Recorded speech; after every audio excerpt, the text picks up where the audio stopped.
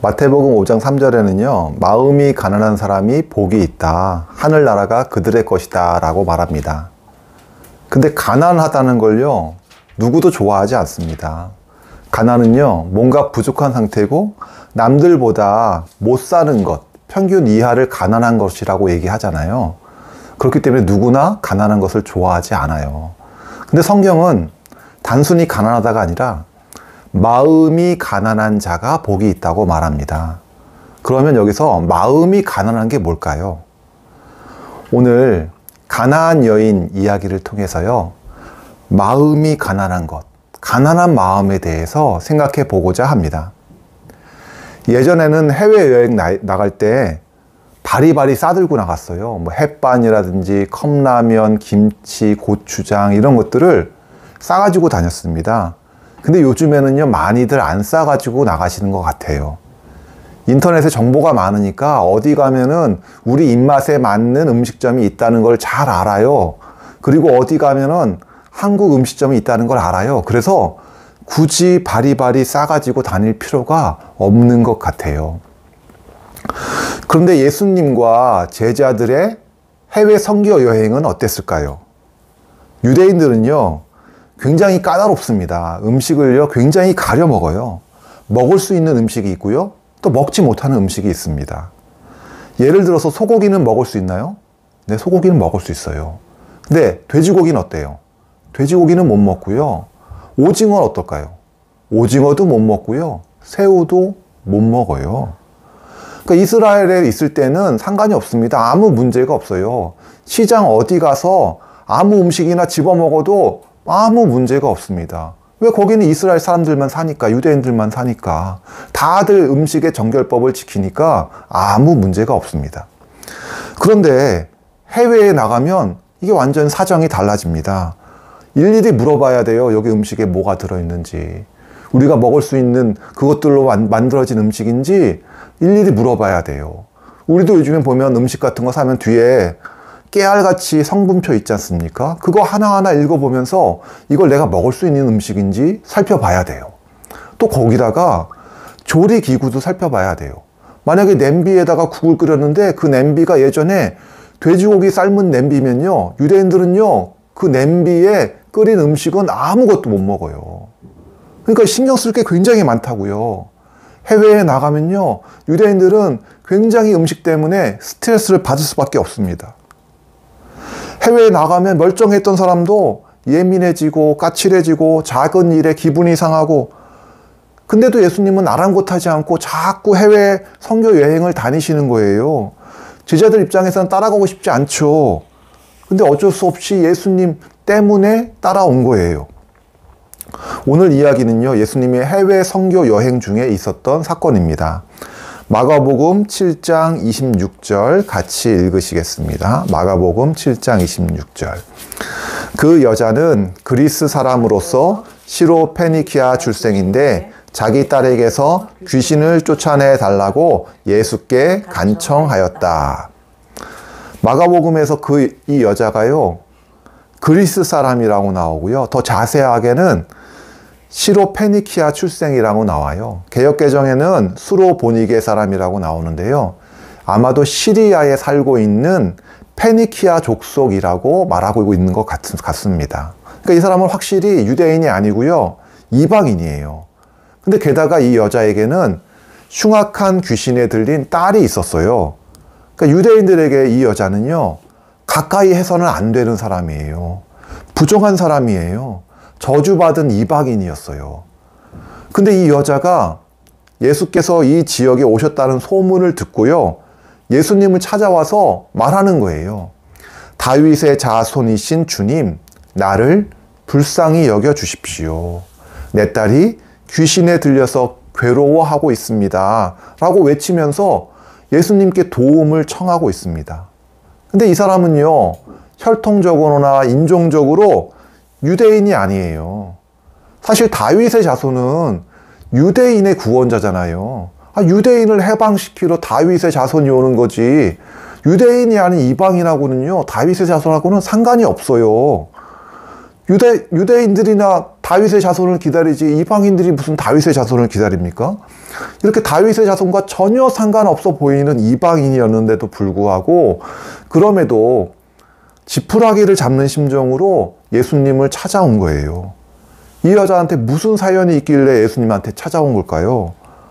딸이 중병에 걸려가지고 백방으로 뛰어봤는데 허사였고 다 포기하려는 순간에 예수님에 대한 소문을 듣고 한 줄기 희망을 갖고 예수님을 만나러 온 거예요.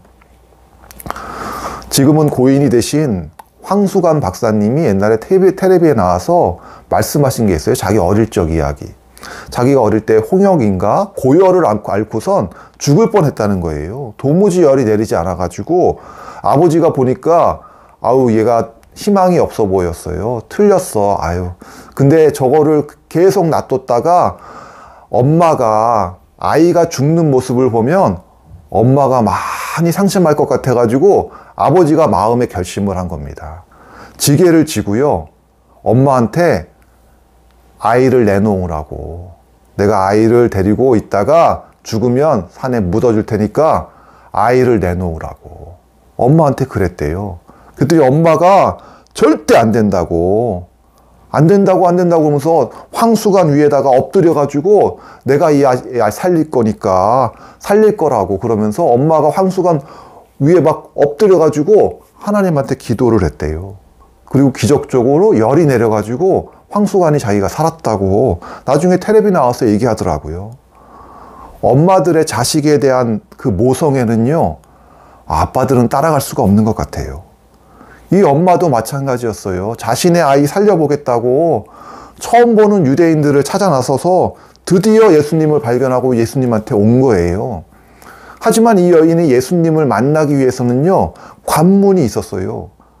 예수님을 만나기도 전에 제자들한테 가로막혔어요.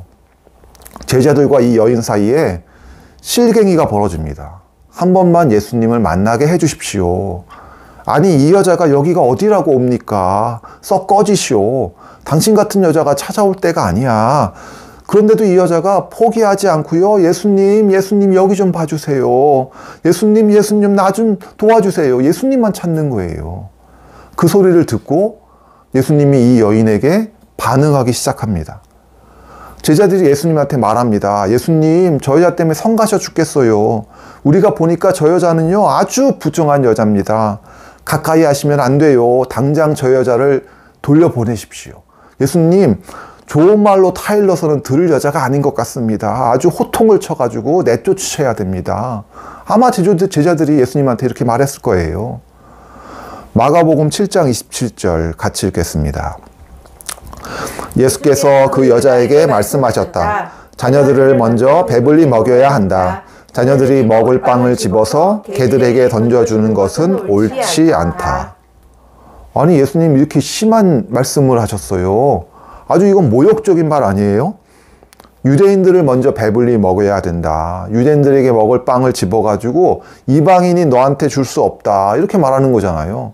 근데 비유를 들어도 이렇게 너무 인종차별적으로 유대인들은 자녀라고 비유하시고 이방 여인은 지금 개라고 얘기하는 거예요. 아주 인종차별적인 발언을 하시는 거예요, 예수님이. 잘 이해가 안 되죠. 아니, 예수님 이런 식으로 하실 거면은 여기 왜 오셨어요? 이방인들을 모두 개라고 생각한다면 아니 이스라엘에 머물러 계시지 왜 해외 선교를 굳이 오셔가지고 선교여행 오셔가지고 이렇게 말씀하시냔 말이죠. 참 이해가 잘 안 되는 상황이죠. 제자들은 근데 예수님이 이 말씀을 하시니까 어땠을까요? 어떤 반응을 보였을까요? 아 맞습니다 예수님. 예수님은 우리를 위해 오셨어요. 다윗의 자손은 우리를 위한 거지 저 개 같은 이방인들을 위해서 오신 분이 아니죠. 자, 들었지요? 당장 꺼지시오. 이렇게 반응했을 거예요. 그런데 반전이 일어났습니다. 여인의 반응이 심상치가 않아요. 마가복음 7장 28절입니다. 같이 읽겠습니다. 그러나 그 여자가 예수께 말하였다. 주님, 그러나 상 아래에 있는 개들도 자녀들이 흘리는 부스러기는 얻어 먹습니다. 이 여자는 뭐라는 거예요? 맞다고. 나는 당신들이 개처럼 업신여기는 이방인이 맞다고 얘기하는 겁니다. 하지만 자신은 주인 없이 떠도는 들개가 아니라는 거예요. 자신도 하나님의 보호 아래 살고 있는 개라고 얘기하는 거예요. 개는 개인데 들개가 아니라 하나님의 보호 아래 있는 개라는 겁니다. 제가 어릴 때 개를 키웠는데요. 요즘처럼 뭐 집안에서 사료 먹어가면서 뭐 애지중지 키우지는 않았어요. 하지만 개를 아꼈습니다. 우리 어머니가 생선 사러 가면요. 생선 머리 얻어다가 끓여서 먹였어요. 개를 절대로 굶기지 않고요. 아프면 동물병원 데려가서 치료하고요. 사랑하면서 키웠어요. 여인의 주장은 지금 이겁니다. 우리가 비록 이방인이지만 하나님도 우리를 돌보신다. 우리도 하나님의 돌봄 가운데 있다고 여인은 지금 주장하는 겁니다. 여인에게 지금 자신이 지금 어떤 취급을 받고 있냐, 이거는 중요한 문제가 아니었어요. 오직 하나님이 베푸시는 은혜만이 간절했어요. 아니, 오죽하면 이러겠어요. 내가 할 수 있는 건 다 해봤어요. 근데 할 수 없다는 걸 깨달았기 때문에 이러는 거예요. 하나님 외에 다른 도움이 기대할 수가 없다고 느꼈기 때문에 이 여인은 이렇게 간절한 겁니다. 이걸 우리는 뭐라고 불러요? 가난한 마음. 하나님을 향해서 절대적으로 의존하는 마음이라고 얘기할 수 있을 것 같습니다. 가난한 마음으로 하나님께 기도하게 되는 거예요. 부스러기라도 달라고, 부스러기 은혜라도 달라고 이 여인은 지금 가난한 마음으로 예수님 앞에서 간청하고 있는 겁니다. 그 기도가 하나님의 마음을 움직입니다. 우리의 죄를 용서하시고 우리에게 지혜를 주시고 우리에게 능력을 주시고 문제를 해결해 주십니다. 자신에게 아무런 능력이 없음을 인정하고 대안도 없음을 인정할 때 우리는 비로소 가난한 마음이 됩니다.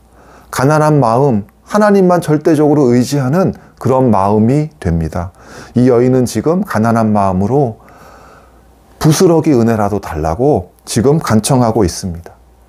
제자들이 여인의 말을 듣고요, 깜짝 놀랐습니다. 하나님이 이방인도 돌보신다고? 제자들은 깜짝 놀라서요, 예수님을 쳐다봤어요. 예수님은 제자들과 이방 여인 중에서 누구의 말이 맞다고 말씀하실까요? 누구의 손을 들어주실까요?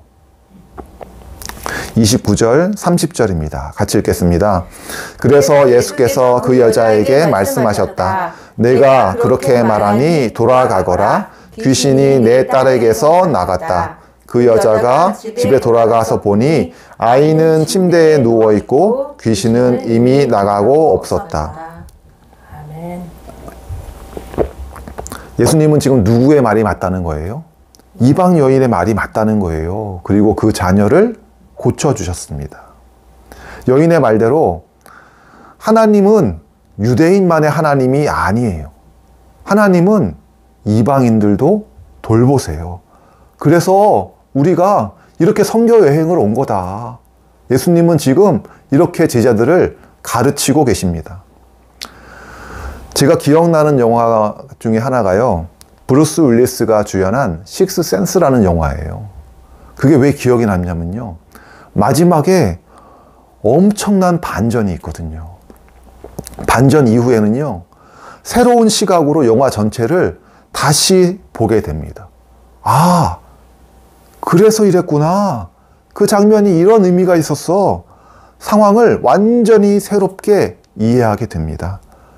오늘과 같이 반전이 있는 가르침도 마찬가지예요. 제자들에게는요, 이 사건이요, 가나안 여인의 이 사건 절대 잊을 수가 없었을 거예요. 그래서 마가복음에도 기록되어 있고요, 마태복음에도 이 사건이 기록되어 있습니다. 그래서 우리도 그 마가복음과 마태복음을 통해서 이 사건을 알 수 있게 된 거죠. 저나 여러분들도 마찬가지예요. 이 가나안 여인처럼 우리에게는요, 우리들에게는 문제가 항상 있습니다. 목사라고 문제가 없는 게 아니죠. 하나 해결하고 나면 또 다른 문제가 튀어나오고. 그래요. 사는 게 그렇습니다. 제 문제라면 어떻게든지 해결하려고 최선을 다하고요, 노력을 해보고 그래도 해결이 안 되면 참고 견딜 수 있을 것 같아요. 근데 만약에 제 자녀가 문제가 있으면요, 이 여인처럼 자녀들의 문제는요, 더욱 힘든 것 같습니다. 제가 해결해 줄 수도 없고요, 또 해결해 줘서도 안 되죠. 대신 해결해 줘서도 안 됩니다. 그래서 더 간절할 수밖에 없는 것 같고요, 그렇게 안타까운 마음일 수밖에 없는 것 같습니다.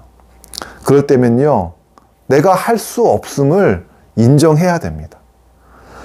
하나님께 가난한 마음으로, 이 가나안 여인처럼 가난한 마음으로 자녀들을 위해서 간절히 기도할 수밖에 없는 것 같습니다. 오늘 말씀을 정리하겠습니다. 마태복음 5장 3절, 마음이 가난한 사람은 복이 있다. 하늘나라가 그들의 것이다. 하나님이 우리에게 원하시는 것은요, 각종 문제들을 일으켜가지고 우리를 괴롭히는 게 아니에요. 우리가 문제들 속에서 우리가 가난한 마음으로 하나님께 간절히 기도하는 것을 하나님은 원하십니다. 간절히 하나님을 찾는 것을 하나님은 원하십니다. 하나님을 향한 가난한 마음은요, 하나님만 100% 의존하는 마음입니다. 오늘 가나안 여인은 가난한 마음으로 예수님을 만나러 왔고요, 예수님은 이 가나안 여인의 이 믿음을 칭찬하셨고, 마음이 가난한 사람은 복이 있다. 하늘나라가 그들의 것이다. 약속하셨던 것처럼 천국의 몫을 이 여인에게 허락하십니다. 가난한 마음으로 하나님께 기도하시길 축원합니다. 아멘. 네, 잠깐 기도하겠습니다. 천부여 의지 없어서 손들고 옵니다.